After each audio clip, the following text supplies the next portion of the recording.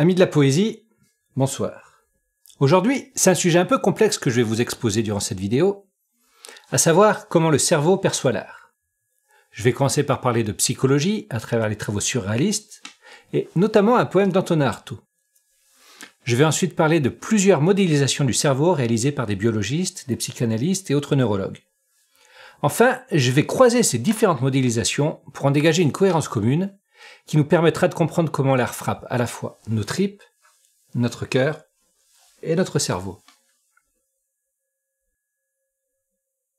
Du mouvement surréaliste, on retient surtout le nom d'André Breton, chef de file et auteur du Manifeste du surréalisme, dans lequel il nous expose sa vision de la création telle qu'il la conçoit. Breton avait une vision plutôt positive de l'art et de l'humanité. Il croyait en la force de l'imagination et du rêve, dans la beauté du merveilleux, dans la puissance de l'inspiration. Il croyait en l'amour, amoureux de la femme, mais aussi amoureux de l'amour. Pour Breton, le principe même du surréalisme, c'était d'aller chercher la créativité dans son inconscient, le laisser s'exprimer à l'état le plus brut possible. Penser que quelque chose de digne d'intérêt allait sortir de l'esprit non raffiné de l'artiste, c'est avoir une sacrée foi en l'humanité. On parle en revanche beaucoup moins d'Antonin Artaud, qui était le pendant sombre du surréalisme. Artaud, c'est l'artiste torturé physiquement, souffrant de maux de tête chroniques depuis l'enfance, torturé mentalement aussi. Artaud a fait de nombreux et longs séjours en hôpital psychiatrique. Plus que de porter le surréalisme, son but a été de redéfinir le théâtre, le faire sortir de sa rigidité classique pour remettre la puissance du réel en son cœur. Ce qu'il appelle le théâtre de la cruauté.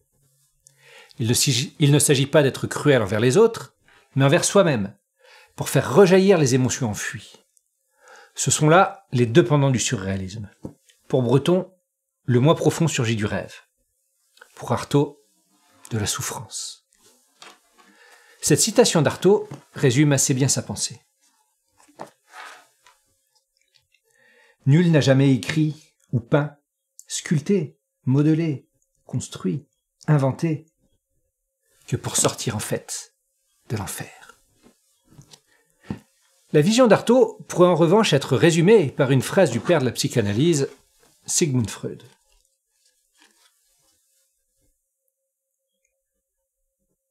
La vérité de l'être est du côté de ce qui est refoulé, pas du côté de ce qu'il montre. Pourtant, ce que Freud appelle la règle fondamentale, et qui, je cite Freud, exhorte les patients à dire tout ce qui leur traverse l'esprit, sans se soucier d'une quelconque véracité des mots, eh bien, c'est déjà du surréalisme tel que le voit Breton. Et quand Freud évoque le plaisir procuré au lecteur par le fait que l'œuvre soulage notre âme d'une certaine tension, il ne fait jamais qu'anticiper de quelques années le théâtre de la cruauté d'Antonin Artaud. Pourtant, si je devais rapprocher André Breton d'un des pères de la psychanalyse, ce serait plutôt de Carl Gustav Jung. Ils sont contemporains et accordent une place importante à l'intuition, aux associations d'idées, aux rêves. Dans son autobiographie, Jung écrit « Les années durant lesquelles j'étais à l'écoute des images intérieures constituèrent l'époque la plus importante de ma vie, au cours de laquelle toutes les choses importantes se décidèrent. Car c'est de là que celles-ci prirent leur essor, et les détails qui suivirent ne furent que des compléments, des illustrations et des éclaircissements. Ce fut la matière première pour l'œuvre d'une vie. » Breton, quant à lui, rappelle que le surréalisme tend simplement à la récupération totale de notre force psychique par un moyen qui n'est autre que la descente vertigineuse en nous, l'illumination systématique des lieux cachés. Cette illumination des lieux cachés, c'est ce que nous allons étudier dans cette vidéo. Des lieux cachés dans le crâne de l'artiste, mais aussi dans celui du spectateur. Et comme Antonin Artaud dans son poème Prière, on voudrait crier « Ah, donne-nous des crânes de braise, des crânes brûlés aux foudres du ciel, des crânes lucides, des crânes réels et traversés de ta présence.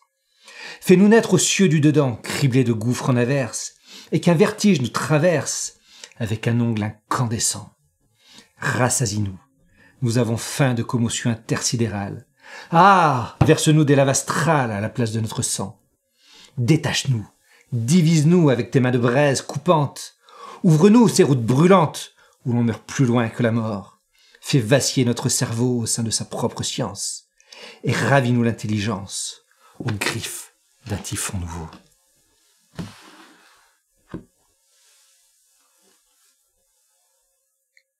C'est là un très beau poème d'Antonin Artaud, parfois un peu sibyllin, touchant même presque au mystique, avec ses laves astrales, ses commotions intersidérales, ses cieux du dedans, mais qui expose une réception de l'art intéressante. L'art nous foudroie le crâne, mais nourrit notre corps, fait bouillir notre sang tel de la lave, nous emmène au-delà de la mort, emporte notre intelligence quotidienne vers un typhon nouveau. Formulé de façon un peu plus vulgaire, on pourrait dire que l'art remue nos tripes, fait vibrer notre cœur, parle à notre cerveau. Ces griffes du typhon de l'art nous déchirent sur le plan physique, émotionnel et intellectuel. Arrêtons-nous sur ce poème quelques instants, et notamment sur ses irrégularités. Il est très fluide et semble rimer, mais quand on y regarde de plus près, seuls les vers 2 et 3 de chaque quatrain riment. Quant au nombre de pieds, Artaud n'en a que faire. Le poème est-il pour autant moins frappant ? Pour y répondre, il faut digérer l'impact physique et émotionnel qu'il a pu avoir sur nous et prendre le temps de l'analyser. Et c'est justement ce qui nous intéresse aujourd'hui. Comment réagit notre cerveau aux assauts d'une œuvre d'art ? D'un point de vue strictement biologique, le terme cerveau s'applique au proencéphale, alors qu'on voudrait englober l'encéphale dans son ensemble, incluant le cervelet, le tronc cérébral, les diverses parties du encéphale et les hémisphères cérébraux. Mais tout cela n'est qu'un amas de mots techniques qui ne nous apportent pas grand-chose. Aussi, ne vais-je pas m'attarder plus longuement sur l'aspect biologique strict. Pour le neurobiologiste Paul MacLean, le cerveau humain était construit en 3 étapes. D'abord, le cerveau reptilien, la partie la plus archaïque, apparue il y a quelques centaines de millions d'années, à la charnière de l'évolution entre les poissons et les batraciens. Puis, il y a quelques dizaines de millions d'années, avec les premiers mammifères, apparut ce qu'on appelle le système limbique. Enfin, il y a quelques millions d'années, apparut chez les primates le néocortex. Le cerveau reptilien est dans les faits composé du cervelet et du tronc cérébral. C'est lui qui contrôle nos instincts primaires et les besoins essentiels de la vie. La faim, la colère, la peur, la fuite, ou encore le système respiratoire. Le système limbique, quant à lui, est la partie du cerveau liée à la mémoire, aux émotions. C'est elle qui permet de créer des souvenirs ou de l'empathie. Le néocortex est la partie du cerveau qui permet le raisonnement logique, le langage, l'anticipation des actes, ou encore l'analyse. On appelle cette vision de l'encéphale la théorie du cerveau triunique. En pratique, elle est aujourd'hui obsolète, car on sait que les différentes parties du cerveau agissent de façon interdépendante, mais sur le plan évolutif, elle reste pertinente. Et pour modéliser le fonctionnement du cerveau, elle reste intéressante également. Modéliser le cerveau, ça ne veut pas dire que le cerveau fonctionne comme ça, mais qu'on peut modéliser le fonctionnement du cerveau de cette façon. Tout comme on n'a pas besoin de comprendre le fonctionnement exactement d'un processeur pour utiliser un ordinateur. Avec une approche totalement différente, Sigmund Freud avait exposé ces 5 stades du développement psycho-affectif, stades qui ne sont pas forcément linéaires et qui souvent s'enchevêtrent. Il y a le stade oral, lié principalement à la succion du sein maternel et donc à l'alimentation. Le stade anal, lié à la rétention et à l'expulsion de matière fécale, induite par l'exigence de propreté des parents. Un peu comme ces artistes contemporains si fiers d'offrir leur merde à leur public. Le stade phallique, avec la découverte de son sexe, et ainsi de son identité sexuelle. La période de latence, liée à la pulsion d'acquérir du savoir. Enfin, le stade génital, qui est associé à la capacité de contrôle du désir. Vous savez, ce stade que les hommes n'atteignent jamais vraiment.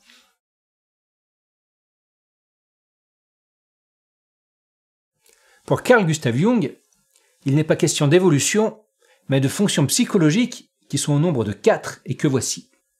La sensation, le sentiment, la pensée et l'intuition.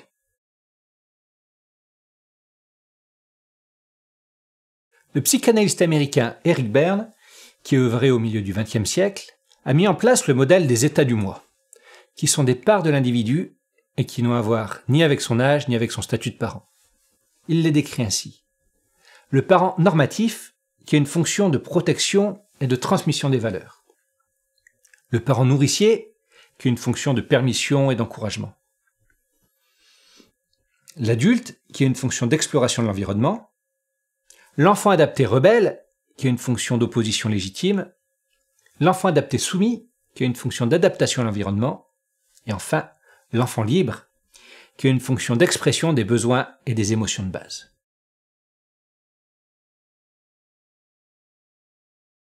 Enfin, je voudrais parler des circuits neuronaux de Timothy Leary, que j'ai découvert à travers le livre de l'un de ses confrères, Robert Anton Wilson, et qui s'appelle Prometheus Rising, ce que l'on pourrait traduire grossièrement par l'essor prométhéen. Timothy Leary, c'était un professeur qui a enseigné à l'université de Berkeley après avoir eu un doctorat en psychologie, et qui devint ensuite directeur de recherche de la fondation Kaiser, la plus grosse fondation de santé publique américaine à but non lucratif. Il a aussi été conférencier en psychologie à l'université d'Harvard. C'est donc quelqu'un de relativement intégré dans le milieu universitaire. Bon, maintenant il faut préciser que ses recherches portaient essentiellement sur la consommation de drogue, et que sur les 8 circuits neuronaux qu'il a modélisés, les 4 derniers ne peuvent se débloquer qu'avec de bonnes doses de drogue ou du yoga méditatif. Idéalement les deux. Dans Prometheus Rising, Wilson nous explique que ces circuits neuronaux nous aideront à coloniser l'espace et atteindre l'immortalité. Je suis d'accord que présenté comme ça a l'air un peu ridicule. Et je dois admettre que si toute la première moitié du livre sur la modélisation du cerveau en circuits neuronaux et la description des 4 premiers circuits est extrêmement intéressante, la fin du livre, avec ses délires progressistes d'une humanité qui va forcément vers plus de liberté, plus de drogue, plus de conquête spatiale et plus d'immortalité, m'a paru, au minimum, un peu trop utopiste. Mais je vais quand même vous parler de ces 4 premiers circuits neuronaux que je trouve très pertinents. J'aborderai aussi brièvement les 4 autres circuits pour assouvir la curiosité du spectateur. Je vais souvent utiliser le verbe « empreindre », dont un synonyme pourrait être « imprimer », marquer d'une empreinte, à ne bien sûr pas confondre avec le verbe « emprunter ». Le circuit 1, le circuit de survie reptilien. Il est empreint par la mère et concerne principalement la nutrition, la succion, les câlins et le sentiment de sécurité. Il intervient dans les mécanismes de fuite face à un prédateur ou ce qui est imprimé ou conditionné comme prédateur. Le circuit émotionnel et territorial. Il s'empreint alors que l'enfant commence à marcher et qu'il commence à lutter pour le pouvoir dans la structure familiale. C'est un circuit essentiellement mammifère, définissant les règles territoriales, les jeux émotionnels, la hiérarchie et les rituels de domination et soumission. Le circuit de liaison temporelle et sémantique. Ce circuit est empreint par l'environnement culturel. Il concerne le langage, la gestion de l'environnement, le calcul, etc. Il est apparu avec les premiers hominidés et le savoir emprunt est transmis à travers les gènes, ce qui signifie que le contenu de ce circuit est préservé par la mémoire génétique et transmis à travers les générations, mutant et s'améliorant constamment. Le circuit socio-sexuel. Ce circuit est empreint par les premiers émois amoureux, ainsi que par la morale de la tribu. Il intervient dans le plaisir sexuel et également dans le sexe comme moyen de reproduction. Il intervient aussi dans la perception et la construction de son environnement social. Il est apparu lors de la formation de tribus chez l'homme. Ce point est un peu discutable puisque les primates fonctionnaient déjà en tribu. Mais bon. Passons aux 4 autres circuits. Le circuit neurosomatique. C'est le circuit de tout ce qui a rapport à la somatisation. L'influence de l'esprit sur le corps et du corps sur l'esprit. Et ça reste une modélisation d'une partie du cerveau qui me semble plutôt pertinente.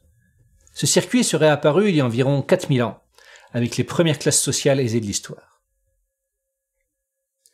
Le circuit de métaprogrammation. Ce circuit rend le système nerveux conscient de lui-même et est donc en mesure de se reprogrammer, permettant même de communiquer par télépathie. Dans la saga Dune, de Frank Herbert, les sorcières du Bene Gesserit semblent utiliser ce circuit-là. Prometheus Rising étant sorti 2 ou 3 ans avant Dune, Frank Herbert l'avait-il lu? Son expérimentation littéraire sur la potentialisation du cerveau à travers la drogue dans son roman Destination vide me fait supposer que oui, mais ce n'est qu'une supposition appuyée sur bien peu de choses. Ce circuit serait apparu il y a 500 ans. Le circuit morphogénétique.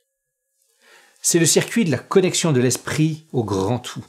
C'est la part de la conscience qui fait écho aux expériences des générations passées.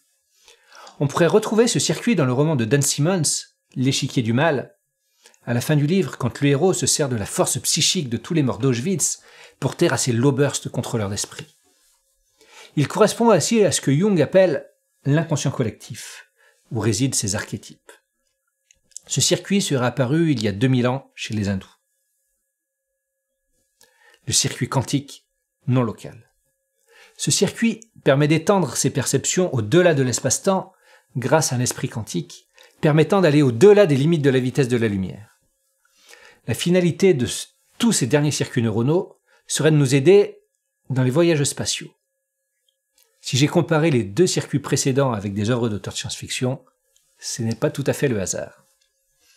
Je pense que tant Leary que Wilson ont un peu trop usé des substances psychoaddictives qu'ils utilisaient.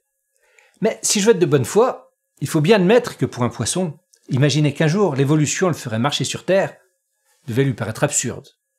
Et que ce brave lézard, ayant réussi à marcher sur Terre, s'imagine qu'un jour des ailes lui pousseront et qu'il pourra voltiger dans les cieux, on n'y croit pas trop non plus.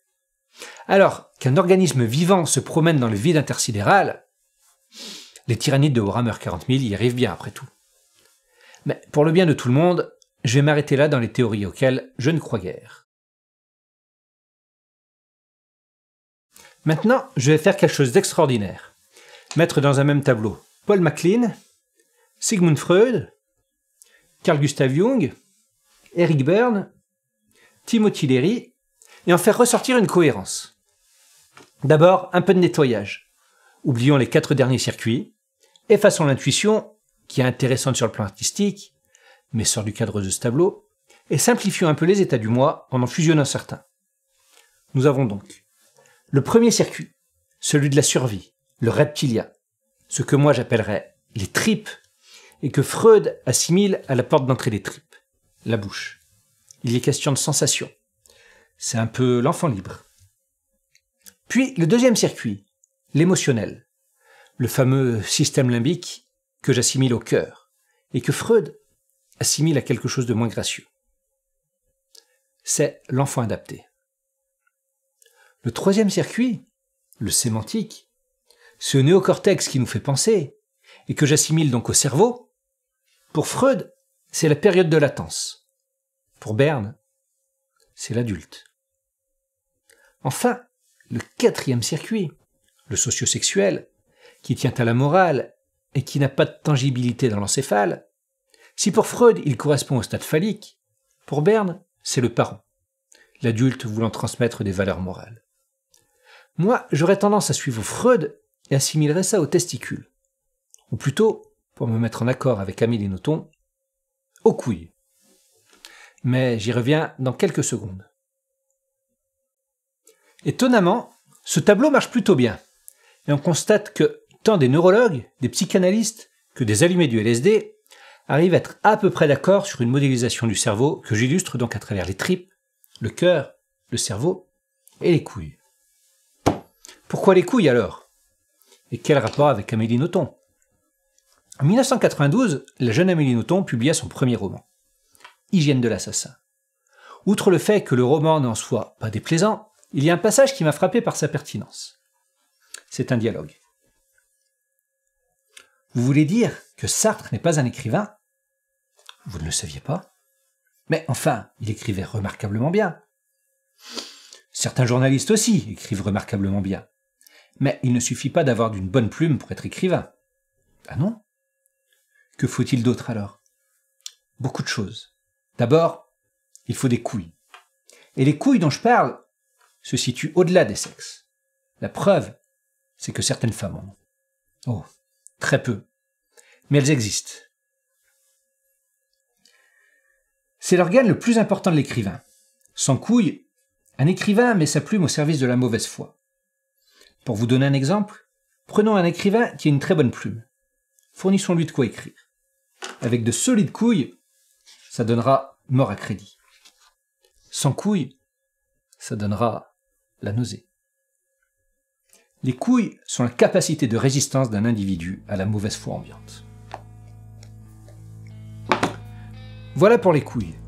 Maintenant, ce tableau regroupant neurobiologiste, psychanalyste et écrivain, quel rapport a-t-il avec l'art? Eh bien, c'est ce que nous découvrirons